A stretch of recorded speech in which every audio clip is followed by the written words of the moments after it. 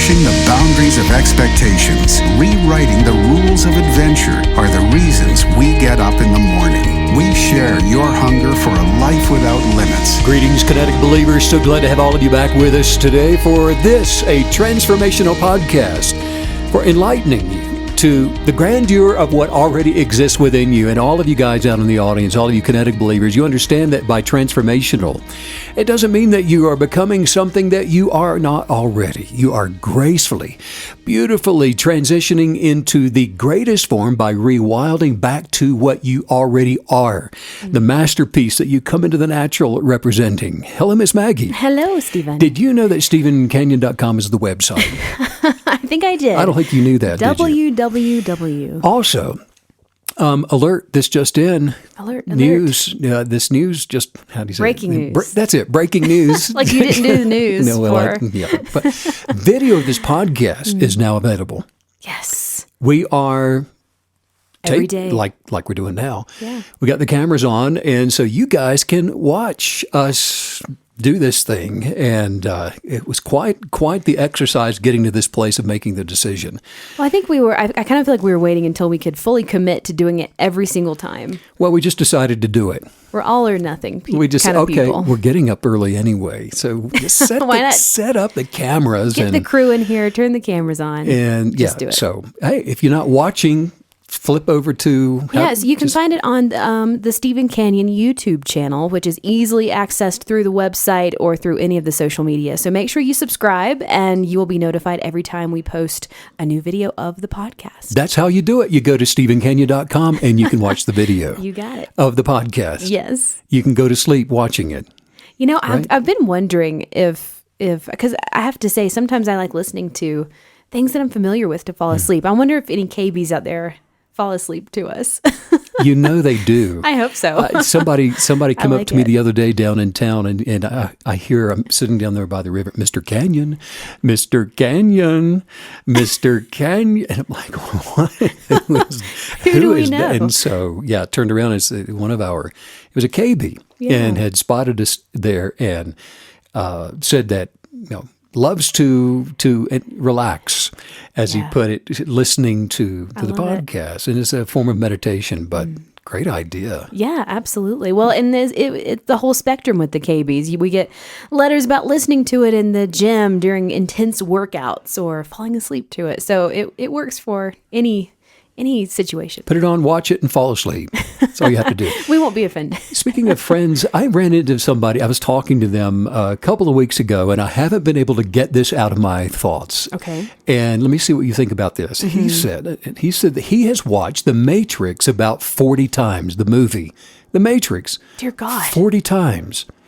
Peel those layers back. You know, it's funny. My immediate thought is, is everyone doing that? And I'm the only one that's not? Watching The Matrix? 40 times. Or, I used to hear it, and I'm sure everybody has, the person that's watched, I don't know, The Sound of Music 1,000 times. Oh, we were watching that special on, I don't know, maybe BBC or something, but it was about Chitty Chitty Bang Bang movie fanatics. And there was this man, and he had this whole Chitty Chitty Bang Bang back tattoo. And it was like a mural of the movie. But he had watched it. I think it was in the hundreds, like 200 or 300 times. So do you put the Matrix like on your neck or your I think arm you're or just in the something? Matrix once you surpass 20 times. 40 times. But something. I was thinking about that, and watching the same movie like that, and I guess even with a song, and I'll ask you that in a second, but a movie over and over and over, it really is it's an emotional trigger, isn't it? For the familiarity of what's comfortable. You like the sensation. The sensation of it. So you're trying to get that feeling back, and it's not necessarily the entertainment of the visual so much as the entertainment of the emotion. It's kind of like a warm cup of hot cocoa on a cold winter's day by the fireplace. That lasts 2.5 hours. Underneath your favorite blanket with a puppy. There you are in the Matrix. There you are. I haven't seen it, but it's predictable, right? That movie, you know how it's going to end. True. It's You know how safe, it makes you feel. and it's warm. So true. And it's a predictable place. But could you we've talked about the movie thing before. What about a song? Is there a particular song that you could just listen to over and over and over? Titanic. No. theme from the Titanic? Oh, no way. No way. That's Okay. too much. It would, if I was actually going to pick one song to listen to, sort of forever, I don't think it could have words. I think it would have to be something big and classical, maybe some Beethoven.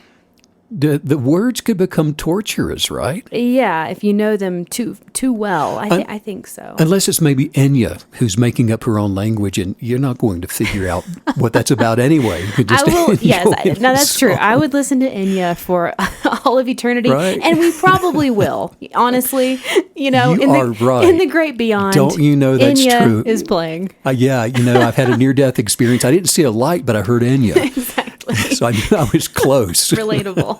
Absolutely. Probably with the movies, I think maybe Singing in the Rain, just because of the way it makes me feel. And it also moves so fast. And it's a musical. And it's got all the dance and it's just an amazing thing. Well, that's a good point, because you know exactly how it's going to make you feel. And so you're not so much there for the dialogue. You're there for the happiness, the happy juice. The happiness. And so also maybe The Bishop's Wife, the original with Cary Grant. I don't think I could enjoy that if it wasn't at Christmas time. It'd have to be the right time of year, but just the way that, I love the ice skating. Yeah. Nobody knows how to do it, but the angel shows up and anoints everybody with the ability to ice skate. And are you kidding me? I mean, how cool would that be? I Something love like that. old movies like that. A song without words. Do you know what that song would be? Probably Not the that it Beethoven's Fifth or the Ninth. That's what you said, yeah. Or the Ninth. They're so Ninth. joyful and so full. And it's something where there's so much going on. You could listen to it forever, I think, and find something new.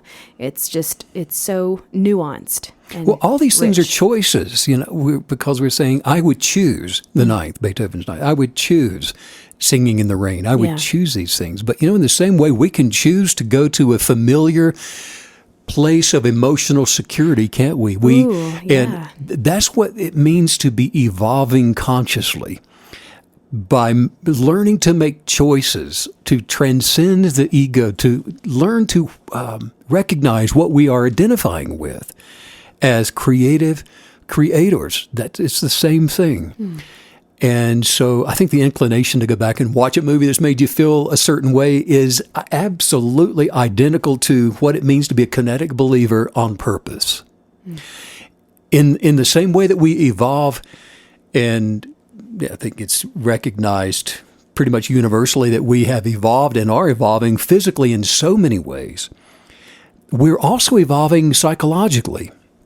And we're evolving in the same way spiritually, as spiritual beings having a natural experience.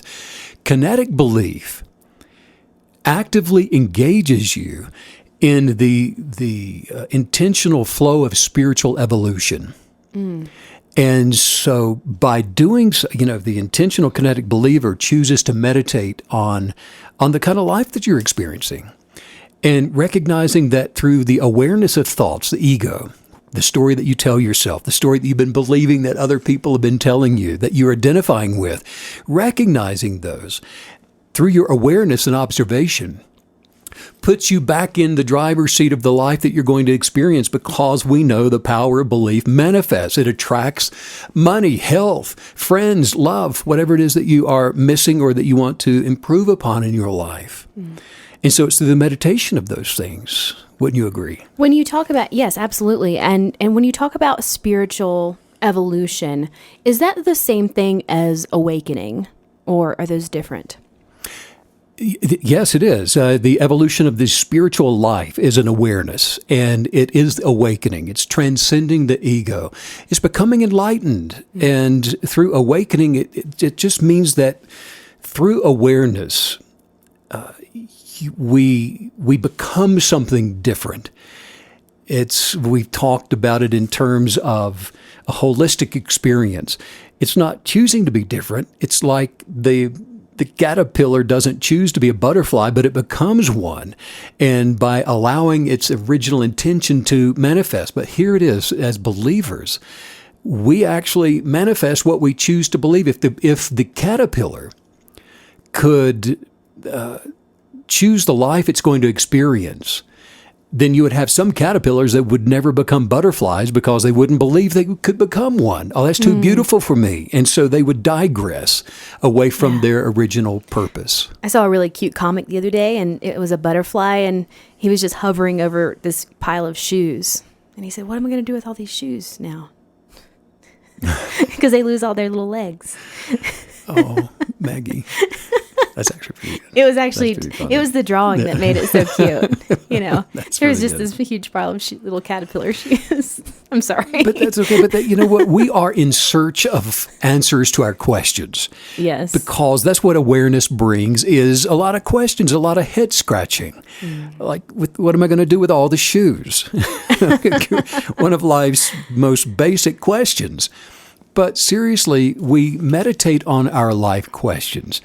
And in order to find answers, you've got to have the questions, right? And in the questions, now here's what a kinetic believer does intentionally, and it's part of the manifestation guided journal, is it causes you to think. And it brings you into a meditative place of asking the right questions.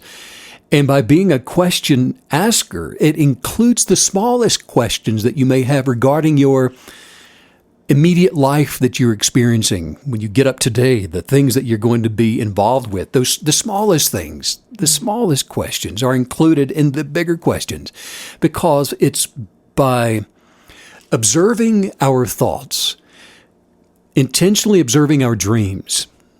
And I've even done this. I've gone back and I remembered, and I was a ferocious daydreamer in school when I was in elementary school. And I would, looking out the window and daydreaming. But I've thought as an adult, I've gone back meditatively to those early years and thought, no, what was I daydreaming about? What pulled my attention away from mathematics? Well, that could have been anything, a fly on the window. But what was it that was distracting me? Because by observing your thoughts in this way, and your dreams, your daydreams, you can find messages from the universe that are revealing the questions to you that you should be asking about yourself. So as a KB, look for questions, not answers. Look for questions in your life. Don't look for answers. Look for the questions, because once you have the questions, the amazing thing is that the universe is going to provide the answers. How many times have you gone up to somebody to ask them a question that you didn't have the answer to, and just as soon as you open your mouth up to ask them the question, the answer comes to you? Sometimes it almost feels like that's what's required. You have to ask, and then it'll pop in. You have to formulate the question. Yeah. Because the answer is always available, but we don't ask. We don't ask the question. And most people will go through their life looking for answers that they don't have the questions for. It's the opposite. One of the most common obstacles that I hear often is how depleted of energy most people feel. And certainly as the work week goes, or, I think a lot of kids are going back to school today, and probably a lot of parents are going, good, I'm going to get my energy back. But whatever it is that's taking your energy, and what is depleting energy? And you can feel it leaving. We were talking about this morning over coffee, and people feel tired, and they say that they just don't have anything left to give. There are things that you can do to keep your vibrational energy level high, regardless of kids in school or out of school. The requirements of your work, of life in general. And I just think it's important to recognize that when you start feeling depleted of your energy, and this is vitally important to your success as a kinetic believer, you need to keep your virtue, your strength, your vibrational frequency high. In other words, your energy level high. And as I was thinking about it this morning after a conversation, I'm thinking, well, there are triggers that most people don't recognize as being fundamental to saying, wait a minute, I've got this thing showing up inside me. I've got this thought. And this is actually a red flag. This is a trigger that says, I need to do this other thing to make sure that my energy level is not depleted so I can continue to put pressure on joy and peace and health and happiness and all these other things that I'm manifesting into my life that don't come when we feel depleted of energy. In other words, when you feel anxious, when you feel overwhelmed, when you feel confused about things. It's vital to recognize those feelings. Those negative feelings are signs. Signs that it's time for you to intentionally shift your thoughts. First, and those feelings are not you.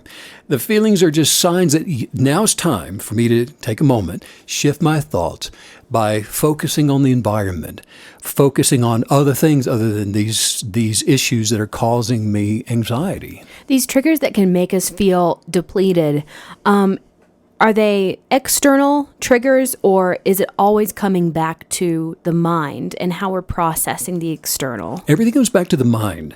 The external is just that. It's external until you internalized it and given it a story that weakens you because you're identifying with something as something that is depleting you. It's taking from you.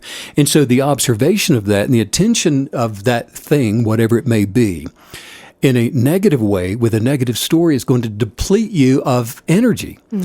And so there are things that you can do when you recognize that these mental triggers are firing off. Something that's really standing out to me about the story, when you said that we attach a story to these triggers, the first thing that popped into my mind was the physical triggers, the stories that we attach to those things, whether it be the idea that you get a cold at the same time every year, or women as they maybe go through menopause or go through hormonal changes throughout the year, throughout the month. But whatever that may be, I think it's fascinating that we need to develop awareness of a story that we're attaching to that idea. Right. Stinking thinking. That's what you've entered into. Right. And it could be knee-jerk reactions, something that happened from childhood or whatever it is. The reasoning actually becomes less and less important as you recognize that, hey, this is not good. I'm not responding correctly to this environmental thing, whatever it is. And so the first thing to do, and one of the first things you do is to choose an object and make the proclamation, in case you're not out in a flower garden somewhere, just choose an object wherever you are. Maybe it's a paperweight, I don't know. But just choose that and say, that's beautiful. You get to decide because you have the creative bias. So choose anything. Choose something in the space you're occupying and say, that right there, that is beautiful. And then go ahead and in your mind articulate the reasons why it is beautiful, what makes it amazing, because you're redirecting your thinking, and it's a quick process, something you can go to quickly to cause that anxious thought to begin to melt and to dissolve. Look around for beauty. Look around for something unique. Look for, I don't know, in this room, look for unique shapes and colors. I can see you. Very unique. But find whatever that is until you begin to feel buoyant. Wow. You can feel yourself begin to lift up above the noise of that confusion and whatever that thing is or was that's causing you the anxiety. I'm feeling myself very fascinated by this idea of let's become aware of the stories that we are attaching to anything and everything in life, and then recognizing those as vibrational triggers, because I think it's just amazing how we can be these high-level kinetic believers operating and journaling and every thought into captivity and doing this every single day and not even realize that this traditional or habitual story is holding us back. Because I think when something has been in place your entire life or in your mind, maybe it's something society taught us at a young age, but when it's been there the whole time, it's very sneaky, it's very manipulative, you almost don't even notice it. So this heightened awareness,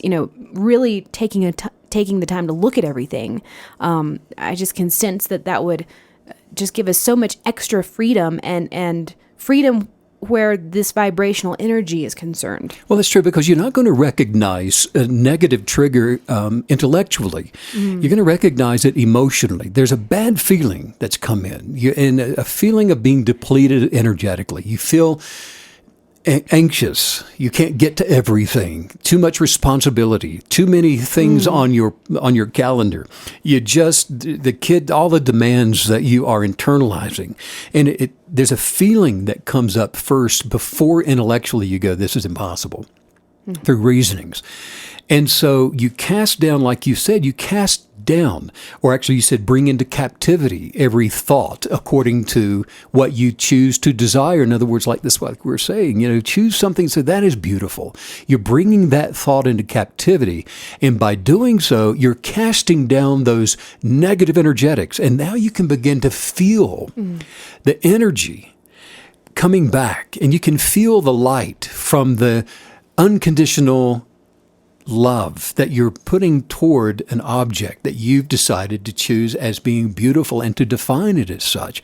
And in this place, Meg, you can feel love as a background emotion begin to envelop you and to lift you up above the noise of that negativity, which are energetics that you begin drowning in. And so it's like your head becomes up above the water, the negative waters that were trying to suffocate you and drown you. This is making me think of just the other day.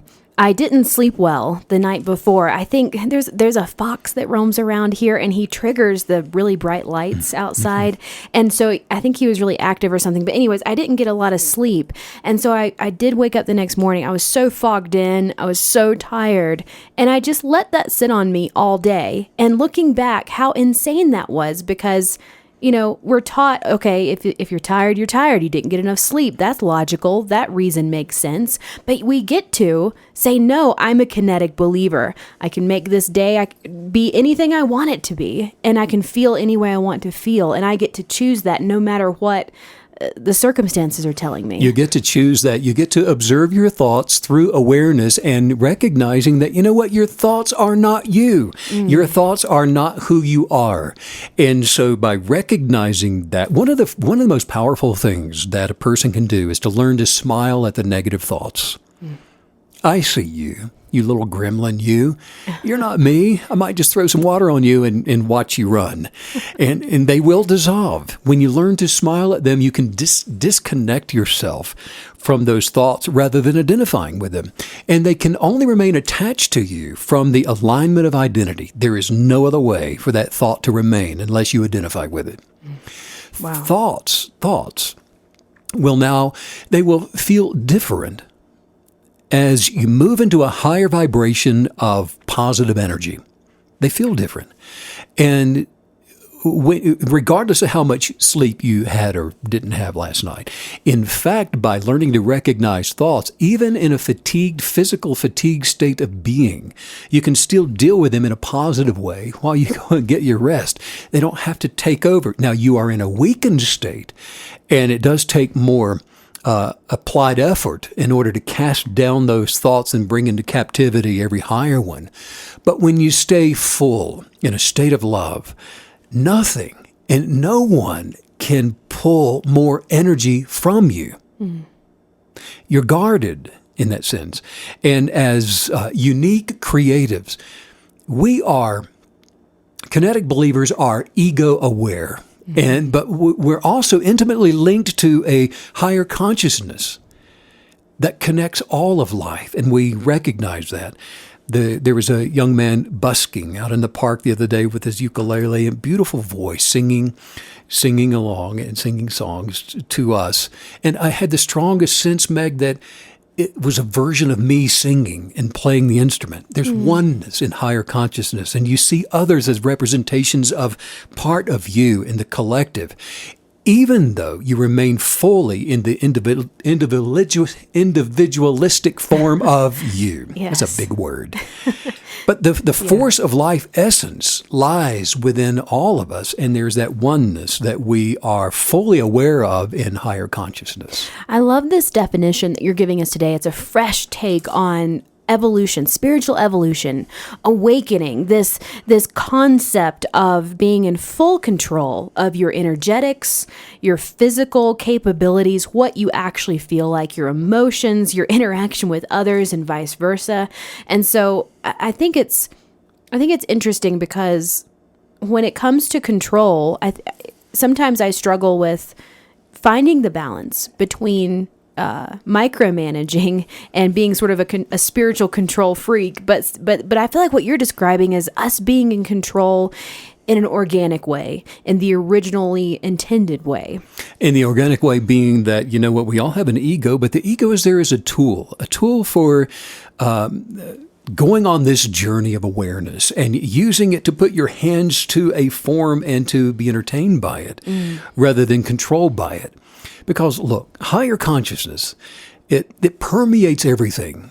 And in doing so, it actually is creating expectations and growing the original desire of the desires of bias, the imagination and desire of God into being, as well as recording all the thoughts and recording all of the feelings and the knowledge and every experience that has ever existed within this universe.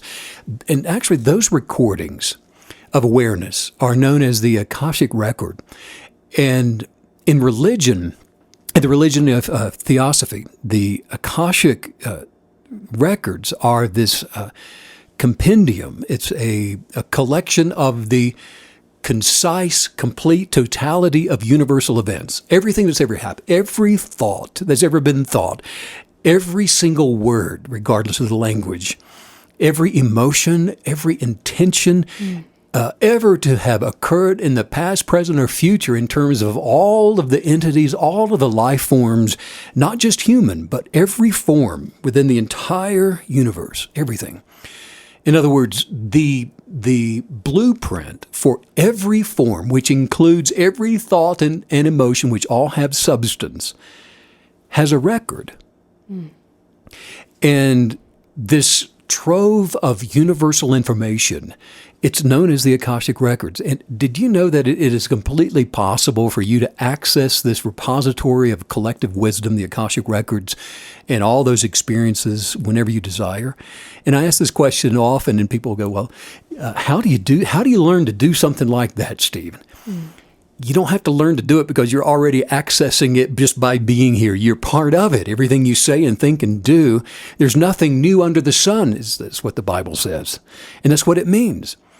All of it came from the desire and the bias of the Creator. And we are all already part of it.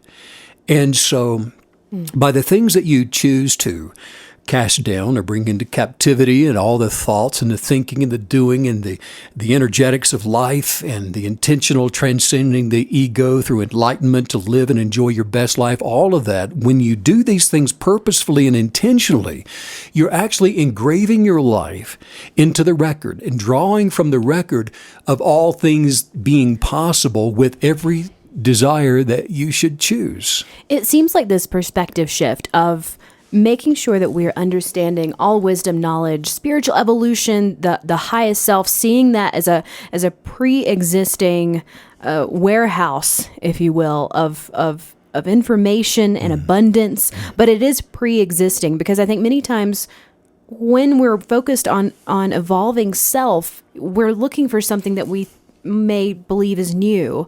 And so recognizing that this is not new, but it is the best and it is the original and it's what we were meant to access.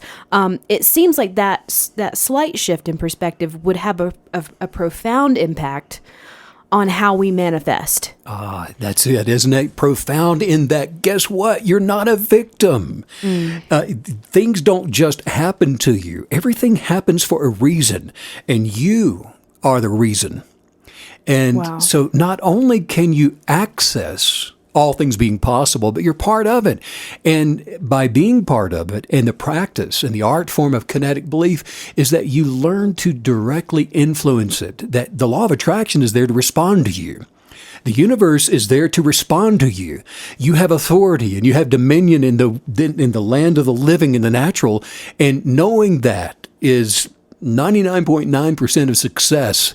And knowing that also is the motive to show up, isn't it? And to become willing.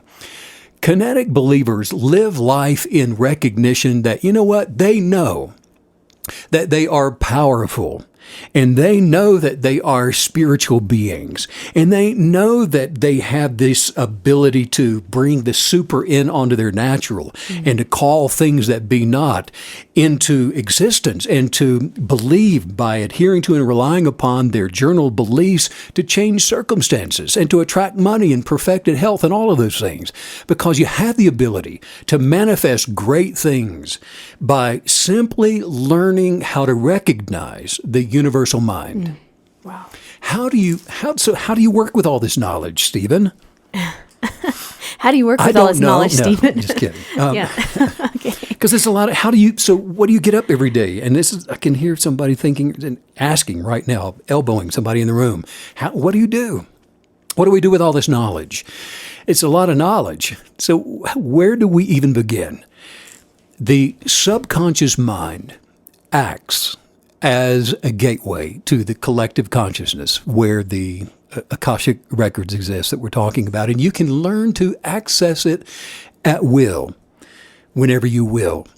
And so when you learn to connect with this force intentionally, and you know that you're doing it, you will be able to discover hidden knowledge by, like we're saying, learning to ask questions and going exploring intentionally for questions.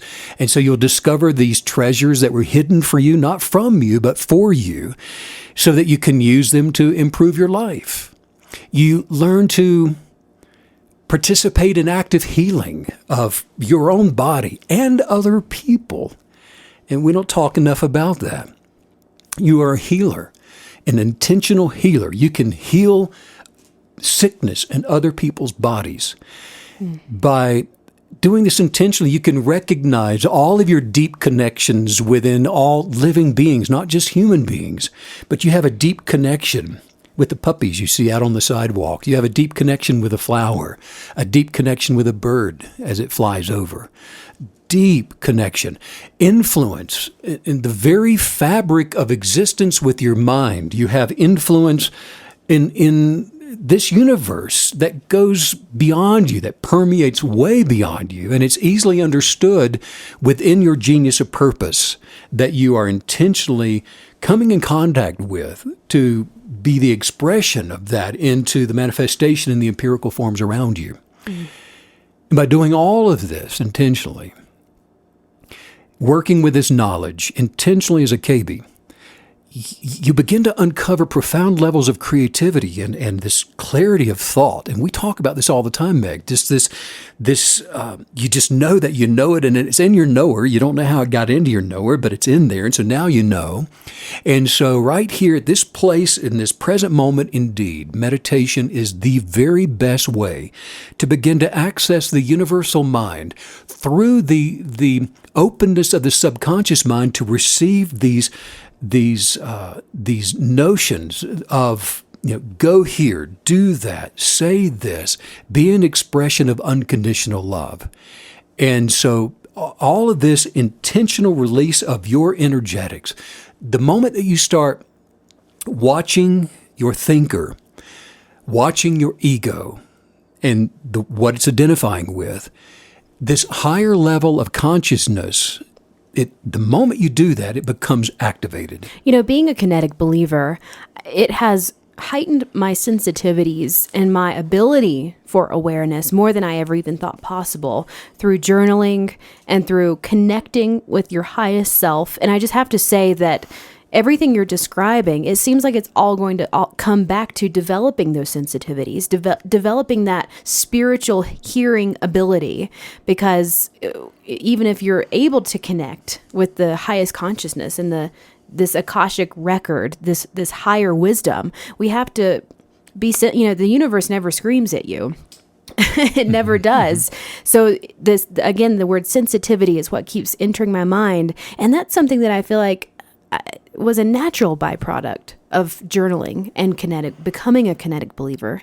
That's a beautiful thought, isn't it? The universe, it has reverence for you because of what you represent in this universe, with the same creative abilities that God has to create, to imagine, to believe, and then to see it come to pass. That is a remarkable thing to be reverenced.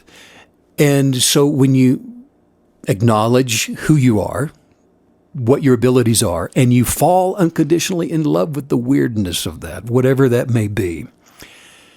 And even like with you, I have to say, I have enjoyed this journey of realization and enlightenment with you as a partner of yours, just because of the enjoyment that I get of watching you transcend. And I've seen it evident in the things that we talk about, in your paintings, in your abilities as a musician, and just as a human being, and watching you bloom and grow. And I delight in that. And that is the lifestyle of KBs. We delight in each other and encourage and celebrate and champion and edify each other through this process of growth and development. Yeah. Because here we are, when we all begin to realize that there is this vast realm of intelligence that goes way beyond our thoughts. A vast realm of intelligence that, our thoughts, the reasonings that we kind of play around with like children in a sandbox, those thoughts are only this tiny little aspect of that greater intelligence. And so we also realize that, all things that truly matter, things like beauty and love and creativity and joy and inner peace, all of that arises from beyond the mind. And we have the ego to entertain us with beauty and love and creativity and joy and inner peace and all of those things. But we begin to awaken by freeing ourselves from our mind. And that's the awakening process, that we're talking about. Yeah, well, and I think it's really interesting, this idea of observing other kinetic believers in their journey as we all evolve together, because obviously we're all going to be at different points in different states of evolution. And so taking a step back and looking at ourselves, looking at others, appreciating this process and within us, and then also with a partner or a friend, I think that's an incredible gift that we have. It is a gift. And that's one of the things that a lot of the KBs are saying to me, and that we're hearing a lot of, is that there is an intrinsic desire for the human being that's intentionally enlightening themselves, that are opening themselves up to possibilities beyond their own reasoning. They want to be a light coach. They want to coach other people into development and growth for themselves, and it is a proper thing to desire. And so we are creating an army of light coaches all over the world right now. And so when you listen to a thought, when a KB listens to a thought and learns to do this, you are aware not only of the thought, but also of yourself as the witness of the thought, and a new dimension of consciousness comes pouring in. So what do you want to do? When you experience this, you want to go and tell Roy, and you want to tell John and them, and go over there and let Susan know exactly how to do this amazing thing that's beginning to envelop you and enlarge you and increase you. But it was not through the mind, or through thinking, that the miracle that is life on earth or your body was created and is even being sustained, because there is clearly, and we were talking about this just a couple of days ago, that there is clearly an intelligence at work that is far greater than the mind.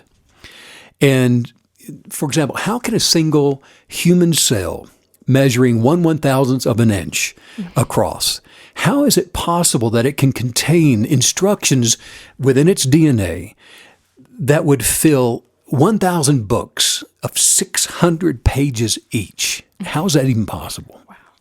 And the more that we learn about the workings of the body, the more we realize how vast the intelligence at work is within it, and really how little science knows. But when the mind and the ego reconnects with that, it becomes the most wonderful tool.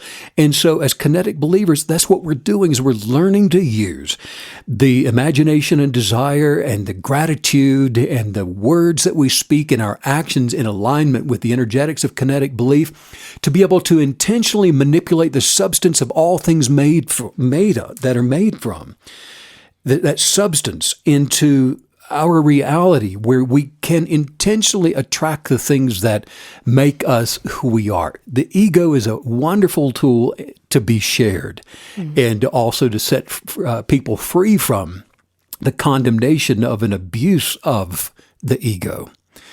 And it just begins to serve something far greater than itself. As a light coach, you can use the ego to identify with the misgivings of the ego in other people, and with a compassionate nature begin to unconditionally love all of life around you, regardless of its broken current state that it may be ensconced in. But I think the takeaway here today, as much as anything, Meg, and I want all you KBs listen very carefully. Emotions, which everybody has, you're supposed to have them, but they were never meant to have you. Emotions, they are the sixth sense ability for the energetics of alignment. And a discourse of an unbalanced wobble, like we're talking about, you just feel depleted. You feel energetically washed out, whatever the reason. You can attach reasons that are nothing more than an excuse. And you hear, why was there this abuse over here? Why did these two guys get into a fight? Well, he said he ate the last piece of the candy bar. Well, that's not why they got into a fight. That was a trigger. There's an unbalanced wobble that's already taking place energetically. And the guys feel depleted, and so they're going to go and take it out on each other. But because when a person lives behind their feelings and they live behind their emotions rather than above them, it creates a state of negative interactions with other people, negative interactions really with the entire universe. This concept, it's remarkable because I don't think I fully understood how to use the ego, and I've gotten such a deeper understanding of that today, because I think the ego can get a bad rap sometimes. It sort of seems like this villain that we're supposed to be sort of fleeing from all the time, but making sure that we understand that it is a part of us and how it is so interconnected with emotions. And I think it's important for us to remember exactly what you're saying is, and I want to make sure I understand this right. It's not that we shouldn't pay attention to the emotions. Like you said, we have them, but it's like you started the podcast by saying, it's the observation of them. It's the observation of them, and then recognizing that our highest self is the true power here. It is the top dog. It's the one in control of our life, and not chemicals or emotions or the ego. Right. It's by not identifying with the negative feeling or the negative emotion, saying, well, that is me. I am mad. I am angry. You're none of those things. You might have the negative feeling or emotion of those things, but that is not who you are. And so a KB disassociates with that and recognizes that, thoughts of worry and doubt and fear move the center balance from the precipice, the foundation of my peace. And so I'm in this wobble now, and it's just simply an indication that I need to do the work to transcend that by choosing a beautiful thing and defining that and meditating on that and forms and light and allowing things to be what they are. Yeah. Thoughts of creation, fulfillment, success, growth, love, compassion, all of those things align with the energetics of positivity, creating positive emotions. And a physiological response, that is not the emotion. Like you said, it's the chemical response to the emotion to prepare for the action of kinetic belief. Wow. That's unwavering. An emotion is not a mind's reflection in the body, but rather a sensation that just follows the alignment of thought, then follows the alignment of beliefs. In other words, we talk about people with desires and cravings. We were craving popcorn last night. Those kind of things, anything, desires, cravings, when those are observed imagined and desired and talked about, it will produce an emotion that will entice you to redirect your genius of your purpose to reconstruct the moment that you're living in. In quantum theory, positive energetics are advancing the universe to expand and to become more. Negative energetics result in in decay.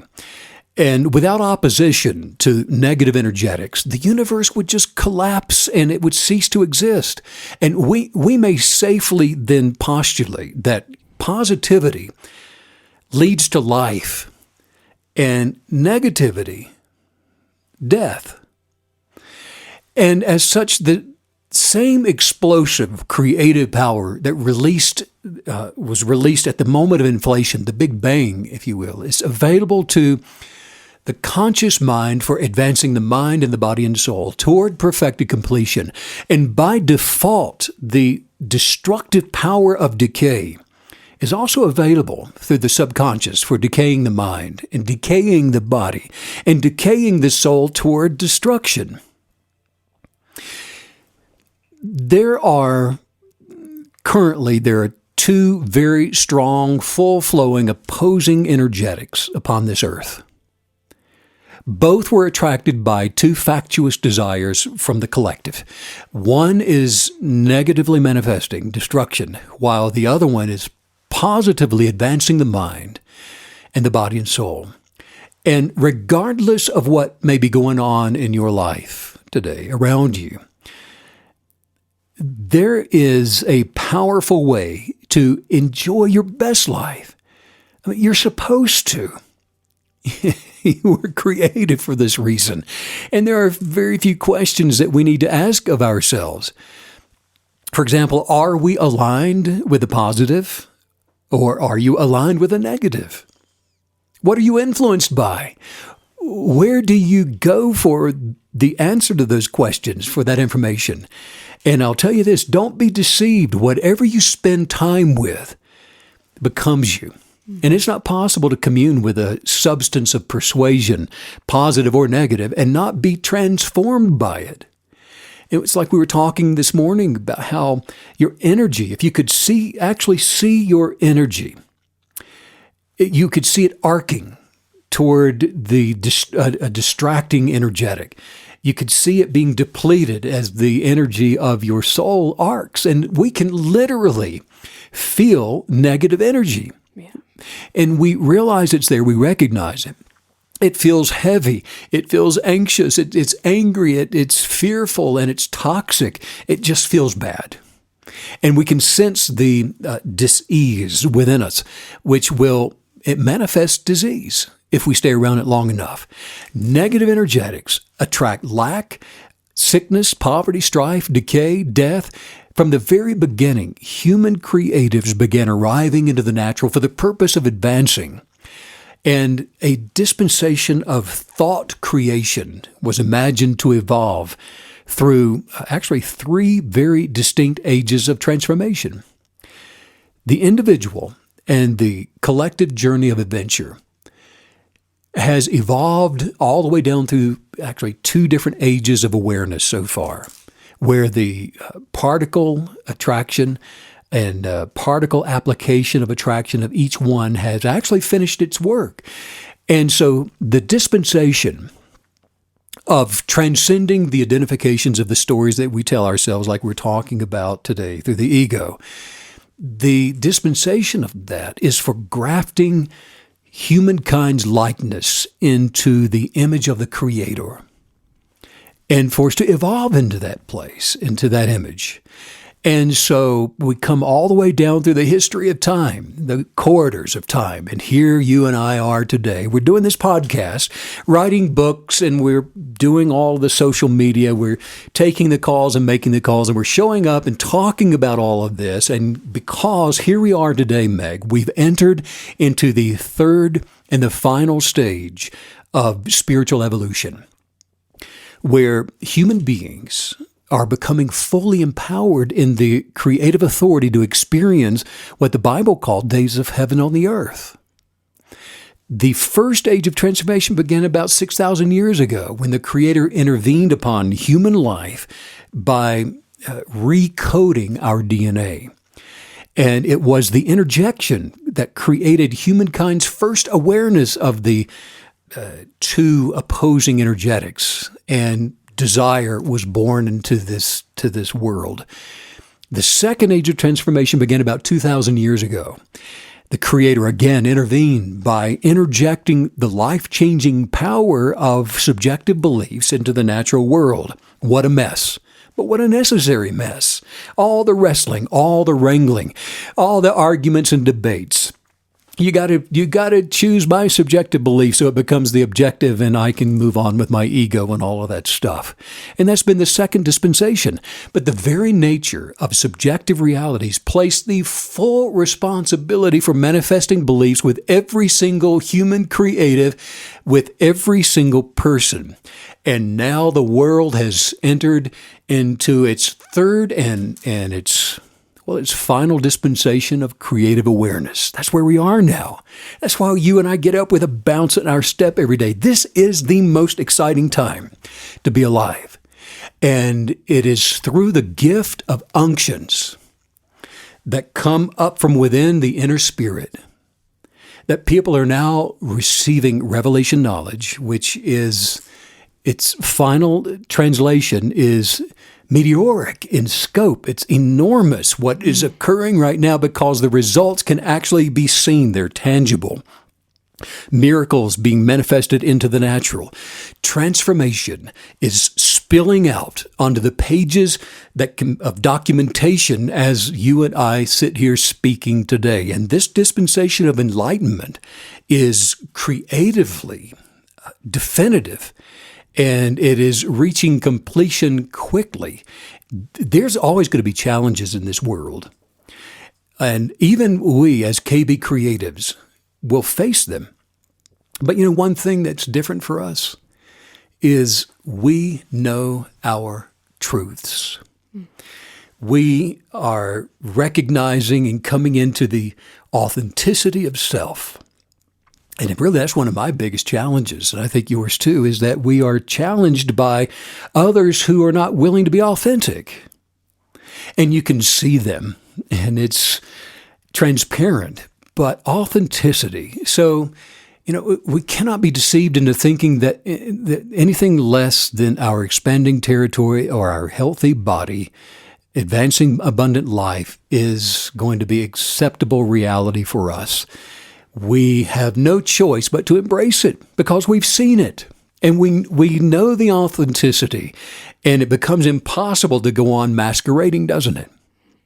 The dying voices of the world will tell us to expect defeat, tell us to expect failure. Still, you'll have people around you that will say, who do you think you are? Of course you're going to get sick.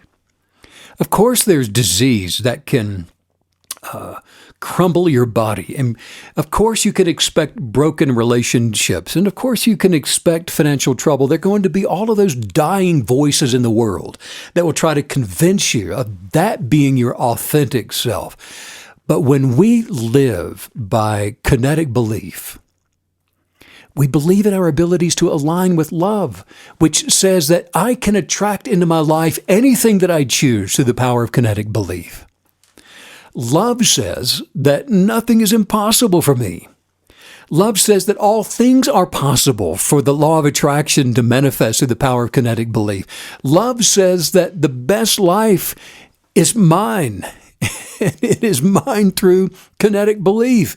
And something else? We know that our Creator, that God always backs us up in the power of kinetic belief.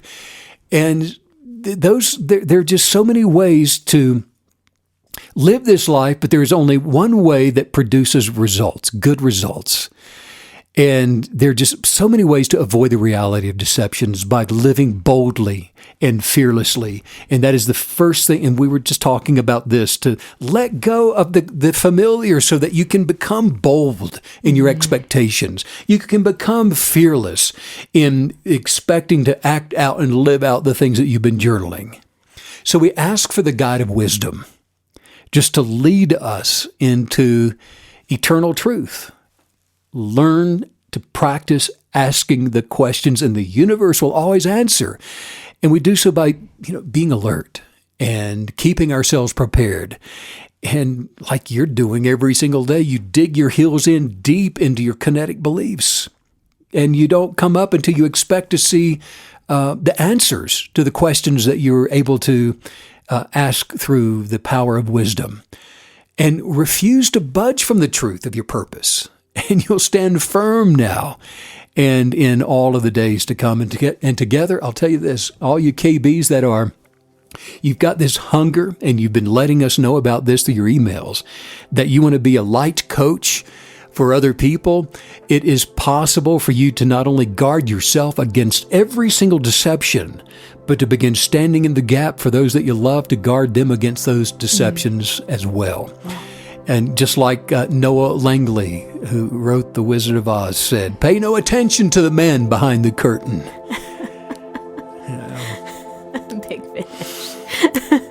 That's great. And just say this out loud while we're paying no attention to whoever that is back there. Just say, my present contains the authentic power of me. My present contains the authentic power of me. By being present. By being present. Everywhere I go. Everywhere I go. The abundance of my purpose changes things. The abundance of my purpose, it changes things. The journey of my life. The journey of my life. Going forward. Going forward. Is paved with the substance of love. It's paved with the substance of love. I was created. I was created. From the substance. From the substance. Of which I am perfectly aligned. Of which I am perfectly aligned. Because I have no bitterness. Because I have no bitterness. I have no anger. I have no anger. And I have got no regrets or fear. And I've got no regrets, no fear. I am love. I am love. Right now. Right now. I am enthusiastically patient. I'm enthusiastically patient. In this present moment. In this present moment. My presence. My presence. Is original. Is original. And my space. And my space. Is beautiful. It's beautiful. I'm full of light. I am full of light. Happiness. Happiness. And joy. And joy.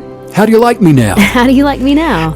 Being present in the now. Being present in the now. I am receiving clarity. I'm receiving clarity. For choosing new experiences. For choosing new experiences. Now is where the power of my kinetic belief exists. Now is where the power of my kinetic belief exists. There's no need for me to hurry or worry. There's no need for me to hurry or worry. Because I am calm. Because I'm calm. In this present moment. In this present moment. And in this present peace. And in this present peace. All good things are available to me now. All good things are available to me now. I am truly grateful. I am truly grateful. And the path that I am on. And the path that I am on. Is attracting my original source purpose. It's attracting my original source purpose. For abundance and peace. For abundance and peace. Great health and lots of money. Great health and lots of money. And today. And today. Right now. Right now. You need to know. You need to know. I choose to fulfill myself. I choose to fulfill myself. With the awareness. With the awareness.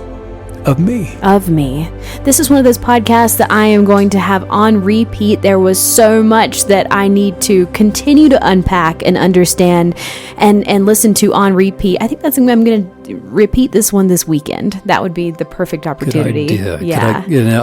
I'll listen to it with you. Yeah, that sounds that sounds to see what you said, right? I have no idea. Right? Just a reminder to everyone, if you want to have even more immersion beyond the podcast, you can find that at StephenKenyon.com. Follow Stephen on Instagram. That's at Stephen Kenyon. Subscribe to the YouTube channel. We're adding new and exciting things all the time, and we just love interacting with you as well. And sending out much love and light to all you KB creatives all around the world. Oh yeah. Thanks as usual, Steve, for all the wisdom. Bye.